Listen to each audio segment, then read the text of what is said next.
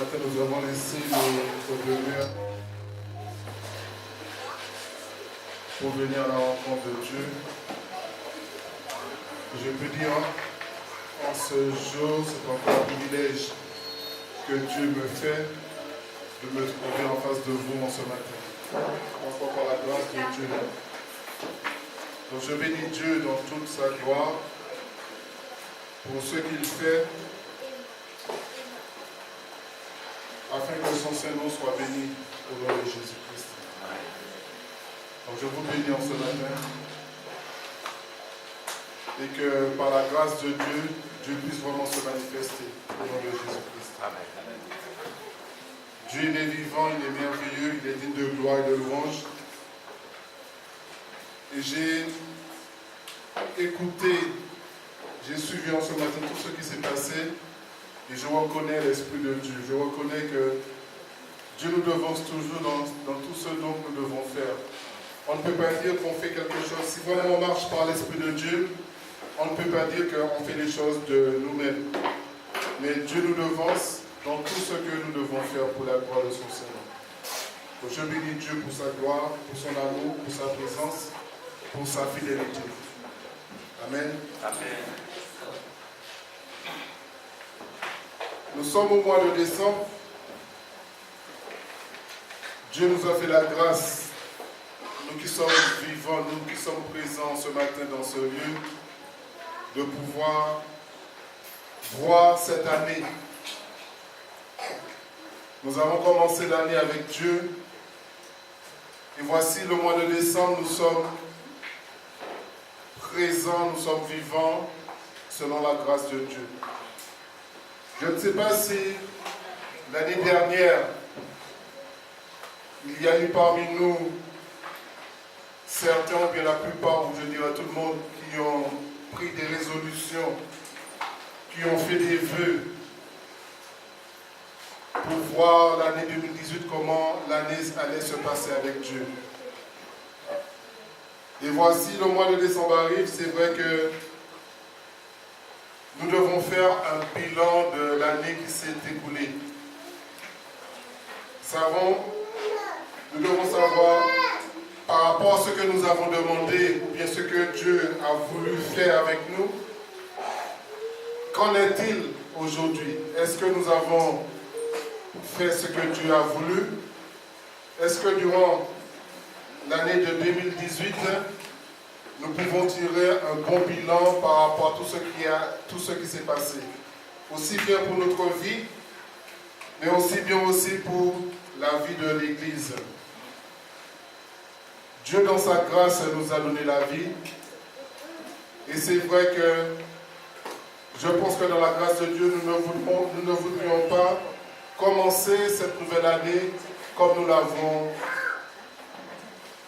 fait pour l'année 2018. Il est bon pour chacun de nous de pouvoir faire un bilan pour savoir est-ce que nous sommes spirituellement comme Dieu le veut?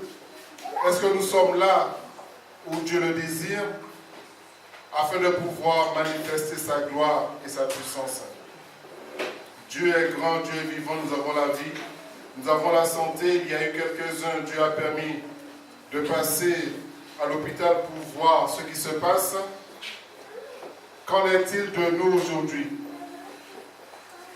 Donc je bénis Dieu en ce matin pour sa bienveillance, pour sa fidélité, de ce que nous devons prendre des résolutions, non pas notre propre résolution, mais de rechercher ce que Dieu veut pour la gloire de son Saint-Nom.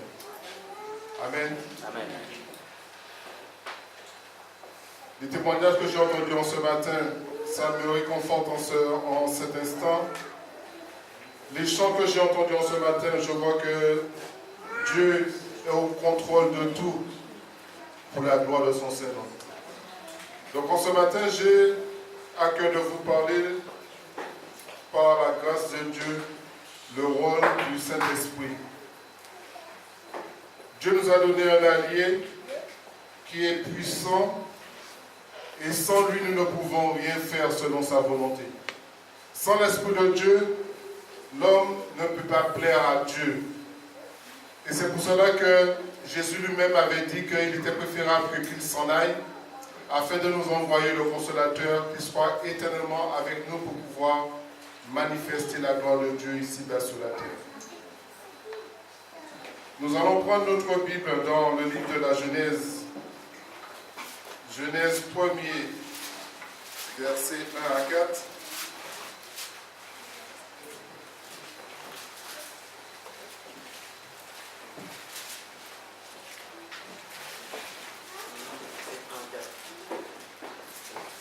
Genèse 1er, verset 1 à 4. Création du ciel et de la terre.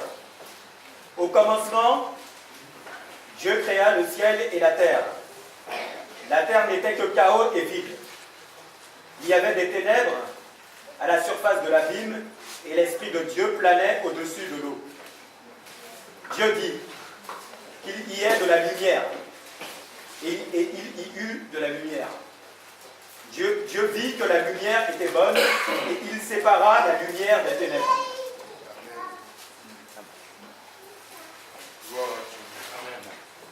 Au commencement, Dieu créa le ciel et la terre était, dans ma version, dit la terre était informe et vide. Il y avait des ténèbres à la surface de l'abîme, mais l'Esprit de Dieu planait au-dessus des eaux. Au commencement de la création de la terre, la Bible nous enseigne que Dieu créa le ciel et la terre était informe et vide. La terre n'avait ni forme, la terre était vide. Et la première chose qu'on aperçoit dans le premier verset, dans le verset 2, il dit qu'il y avait des ténèbres à la surface de l'abîme. On ne pouvait pas décrire la terre. On ne savait pas si la terre elle était ronde, si elle était carrée, comment elle était. La terre était vide et informe. Mais ce que la Bible nous déclare, la Bible dit en premier lieu, il y avait des ténèbres à la surface de l'abîme. Et la première chose que Dieu dit, il dit que, mais l'Esprit de Dieu, cet Esprit de Dieu, l'Esprit de Dieu planait à la surface des eaux. Bien qu'il y avait des ténèbres sur la terre, il y avait l'Esprit de Dieu qui était là, qui attendait pour pouvoir manifester la gloire de Dieu. Et c'est pareil, c'est similaire par rapport à notre vie. Lorsqu'on voit que nous, qui avons été créés à l'image de Dieu, et les hommes, nous avons ce privilège que nous connaissons Dieu, nous avons fait la paix avec Dieu. Donc notre vie a été régénérée. Mais ceux qui ne connaissent pas Dieu n'ont pas cette vie régénérée. Et celui qui n'a pas Dieu dans sa vie, ce qui remplace la vie de Dieu dans sa vie, ce n'est que ténèbres, obscurité. Et il a besoin de cette lumière pour pouvoir voir resplendir la gloire de Dieu dans sa vie. Sans l'Esprit de Dieu, cette personne ne peut pas voir la grandeur, la puissance de la gloire de Dieu. Et c'est l'Esprit de Dieu qui fait tout cela dans la vie de l'homme. Bien que la terre était informe et vide, il y avait les ténèbres sur la surface des eaux. Celui qui n'a pas Dieu dans sa vie, il est similaire à cette terre, similaire à cette création sans Dieu. Sa vie, elle est informe, sa vie, elle est vide. Et il n'a pas l'Esprit de Dieu, il n'a pas la vision de Dieu pour pouvoir voir ce que Dieu veut, ce que Dieu attend. Bien qu'il soit vivant, mais devant Dieu, il demeure un homme qui est mort spirituellement. Et par la grâce de Dieu, Dieu dit que il parla dans le verset 3, il dit que la lumière soit et la lumière fut. Et on voit que dans cette création, la lumière était mélangée avec les ténèbres. Ce que Dieu a fait, Dieu a dissocié la lumière et les ténèbres. Dieu, il a dissocié son peuple avec celui qui n'est pas son peuple. Si aujourd'hui nous sommes appelés enfants de Dieu, si aujourd'hui nous sommes appelés à la gloire de Dieu, nous sommes appelés des hommes et des femmes régénérés pour la gloire de son Saint-Nom, c'est purement par l'action de son Esprit Saint dans notre vie. Car bien que nous étions errants et nous faisions ce que nous voulions dans ce monde, le Saint-Esprit de Dieu était toujours là autour de nous pour pouvoir trouver un moment propice pour pouvoir nous parler, nous interpeller pour la gloire de son Saint-Nom. Dieu, il a tout fait pour un but, afin qu'au nom de son Fils Jésus-Christ, que nous soyons sauvés. C'est pour cela que la Bible nous enseigne que c'est par grâce que nous sommes sauvés. Lorsque nous voyons ce que nous étions avant de connaître Dieu, notre vie qui était sans espérance, sans Dieu, et aujourd'hui, lorsqu'on voit que, avec la grâce de Dieu, comment nous contemplons la gloire de Dieu, l'image de Dieu, tout cela n'est que par grâce, tout cela ce n'est que par le Saint-Esprit de Dieu qui agit dans notre vie. Ce que Dieu a fait dans notre vie, c'est que Dieu, dans son amour infini, il nous a appelés. Il a fait de nous gens de lumière. Il a fait de nous gens participants à la gloire de son Saint-Nom, avec l'action de son Esprit Saint. Aujourd'hui, si nous pouvons nous maintenir ensemble en ce matin, c'est encore par la puissance de son Esprit Saint. C'est encore par l'effet de sa grâce, de son amour. Parce que c'est vrai qu'aujourd'hui, nous serons semblables à ceux qui ne connaissent pas Dieu, qui puissent vaquer à leur occupation. Mais aujourd'hui, nous avons reconnu que nous avons un rendez-vous avec Dieu. Nous savons que sans Dieu, nous sommes sans force. Sans Dieu, nous sommes incapables de faire quoi que ce soit. Bien que l'homme qui n'a pas Dieu dans sa vie dise, voilà, bon, je peux faire ceci, je peux faire ce que je veux.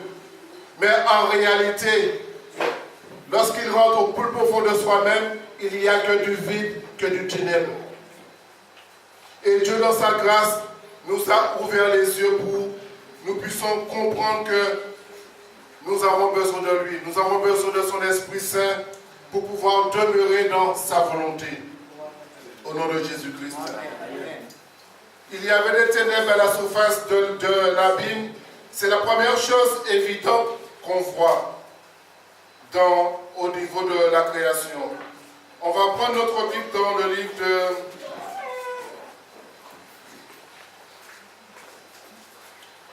d'Éphésiens.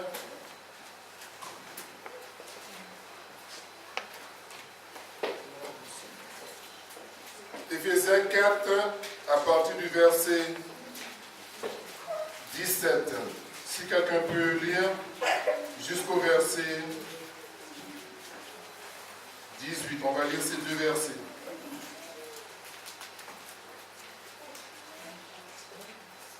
Éphésiens chapitre 4, verset 17. Oui.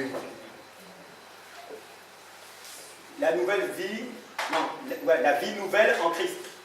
Voici donc ce que je dis et ce que j'affirme dans le Seigneur. Vous ne devez plus vous conduire comme les non-croyants qui se laissent guider par la sottise de leurs pensées. Ils ont l'intelligence obscurcie, ils sont étrangers à la vie de Dieu à cause de l'ignorance qui est en eux, à cause de l'endurcissement de leur cœur. Amen. Amen. Verset 18 nous dit, ils ont la pensée obscurcie, ils sont étrangers à la vie de Dieu à cause de l'ignorance qui est en eux et de l'endurcissement de leur cœur. La pensée obscurcie nous fait référence aux ténèbres, à l'obscurité, qui veut dire que, étant donné qu'ils ne sont pas régénérés, ceux qui n'ont pas Dieu dans sa vie, bien qu'ils se croient sages, bien qu'ils se croient intelligents, ils ont la pensée obscurcie. Et dans le livre de la Genèse, le verset 2, met bien en évidence, il dit qu'il y avait des ténèbres à la surface des eaux. Et nous voyons dans Galates, le livre de Galates 5, à partir du verset 19, il nous montre les œuvres qui sont évidentes. Vous voyez, tout ce qui est ténébreux se voit facilement.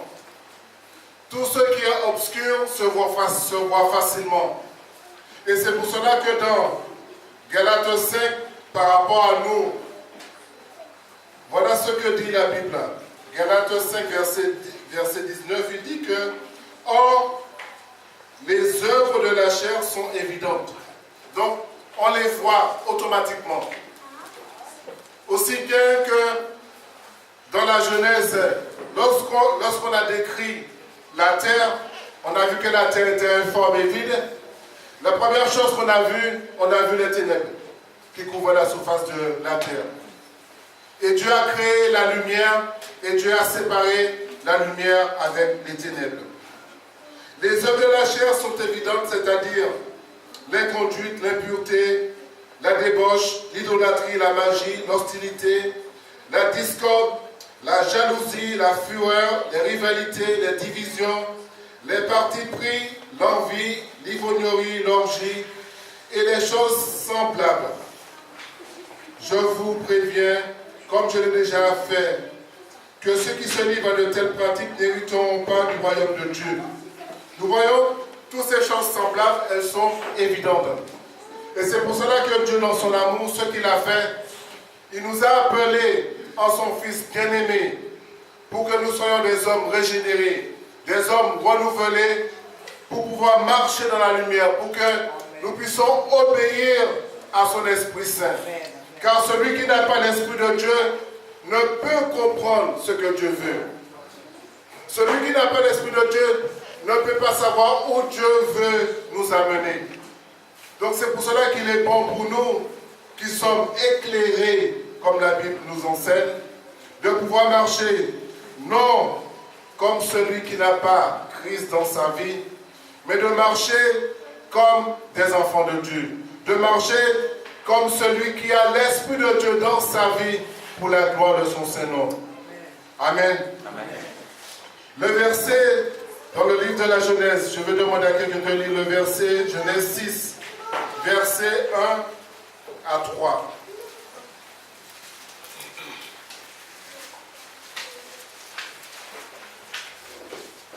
Construction de l'arche de Noé.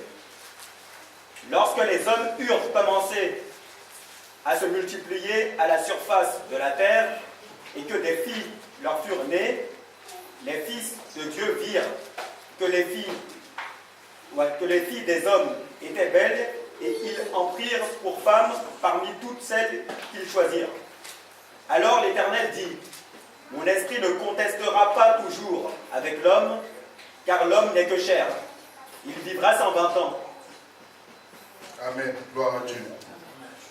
Dans d'autres versions, il dit, dans le verset 3, il dit que alors l'Éternel dit, « Mon esprit ne restera pas toujours dans l'homme, car celui-ci n'est que chair, et ses jours ne sont que 120 ans. »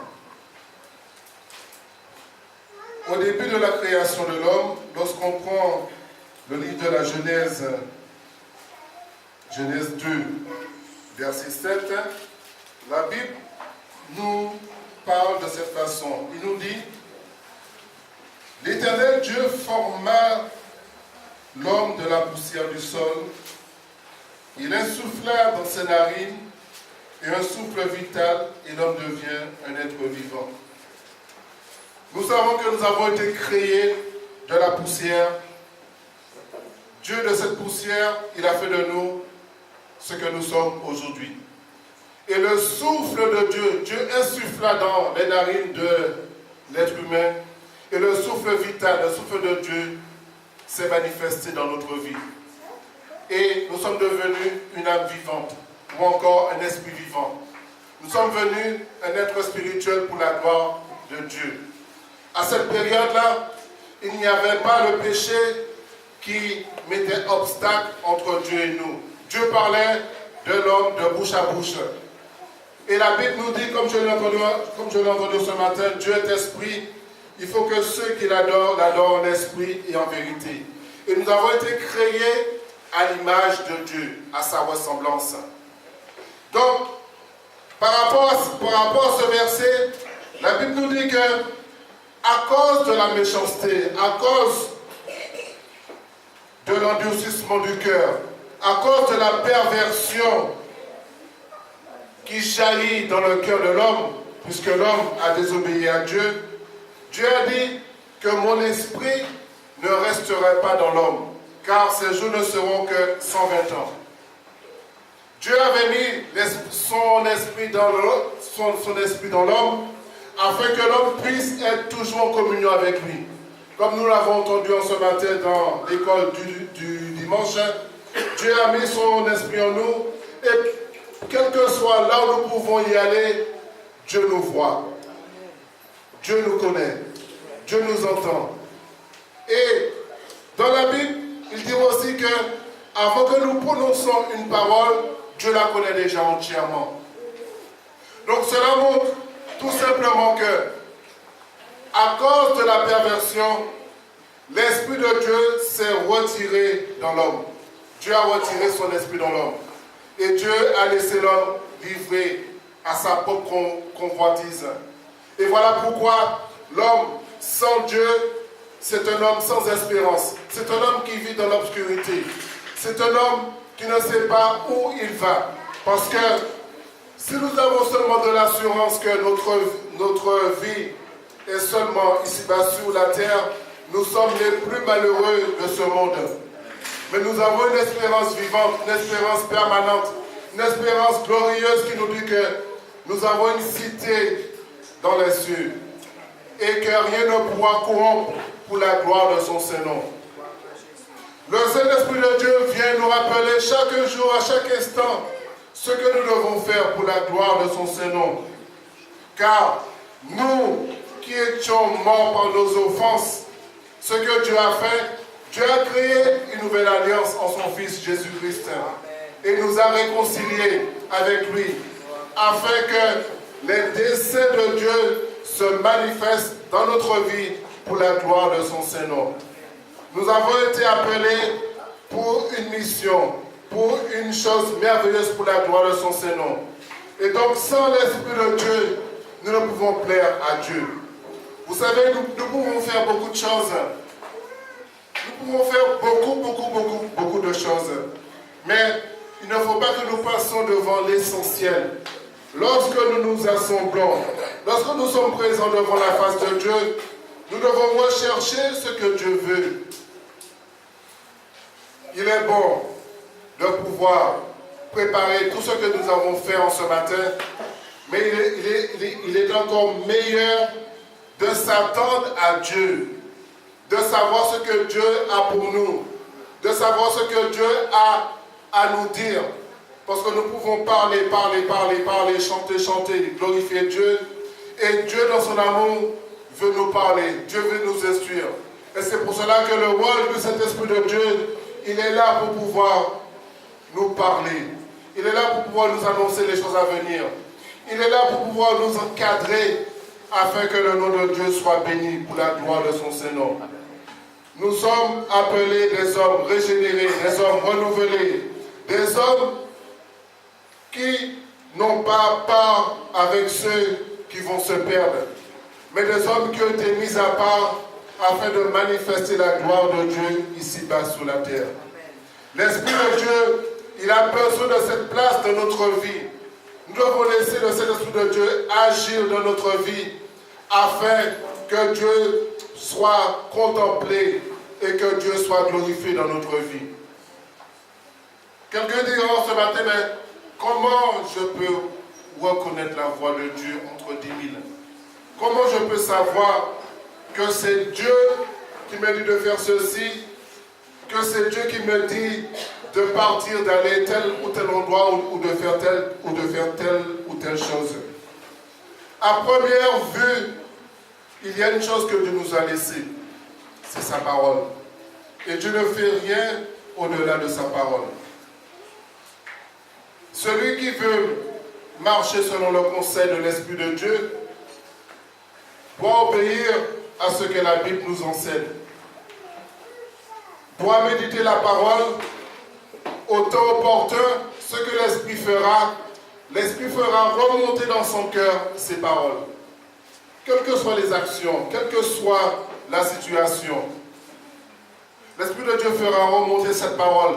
Et si nous croyons cette parole, si nous aimons cette parole, quelle que soit l'attitude, quelle que soit la décision, quel que soit le mouvement que nous voulions prendre, si nous aimons la parole nous arrêtera et nous laisserons conduire selon ce que l'Esprit fera remonter dans notre cœur pour la gloire de son Saint-Nom. C'est la première chose que Dieu fait. C'est la première chose que le Saint-Esprit de Dieu fait. Ce qu'il fait, il fait que nous soyons toujours d'accord avec sa parole. Il fait que sa parole soit toujours dans notre cœur pour la gloire de son nom, habitué à sa voix. Lorsqu'il viendra nous parler, nous dire de faire telle ou telle chose, que nous ne soyons pas dépourvus, mais que nous ne soyons pas là en train de dire est-ce que c'est Dieu qui me dit de faire? Nous reconnaîtrons la voix de Dieu. Nous reconnaîtrons la voix de l'Esprit de Dieu. Comme la Bible nous dit que les brebis de Dieu ne suivront pas notre berger, car ils connaissent la voix de son berger. Il n'ira pas vers un autre berger, mais il ira vers son berger. Nous allons prendre la Bible dans 1 Samuel 16, versets 1 à 13.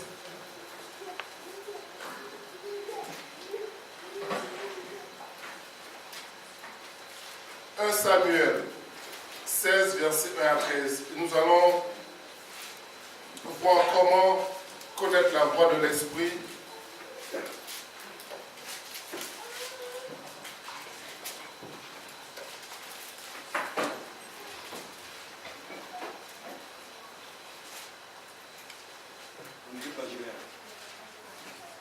Vas-y. Onction de David comme roi d'Israël. L'Éternel dit à Samuel, quand cesseras-tu de pleurer sur Saül, sur Saül? Je l'ai rejeté afin qu'il ne règne plus sur Israël. Remplis ta corne d'huile et pars. Je t'envoie chez Isaïe, le Bethléemite. Car j'ai vu parmi ses fils celui que je désire pour roi. Samuel dit, comment pourrais-je y aller? Saül l'apprendra et me tuera. L'Éternel dit, tu prendras une génisse avec toi et tu diras, je viens pour offrir un sacrifice à l'Éternel. Tu inviteras Isaïe au sacrifice. Je te préciserai ce que tu dois faire et tu désigneras par onction pour moi celui que je t'indiquerai. Samuel fit ce que l'Éternel avait dit et se rendit à Bethléem. Les anciens de la ville accoururent, effrayés, à sa rencontre et demandèrent, ton arrivée annonce-t-elle quelque chose d'heureux? Il répondit, oui, je viens pour offrir un sacrifice à l'Éternel. Consacrez-vous et venez avec moi au sacrifice. Il fit aussi consacrer Isaïe et ses fils et les invita au sacrifice. Lorsqu'ils entrèrent, il se dit en voyant Eliab, certainement, celui que l'Éternel désigne par onction est ici devant lui.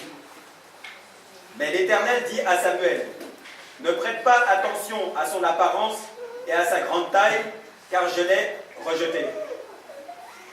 En effet, l'Éternel n'a pas le même regard que l'homme.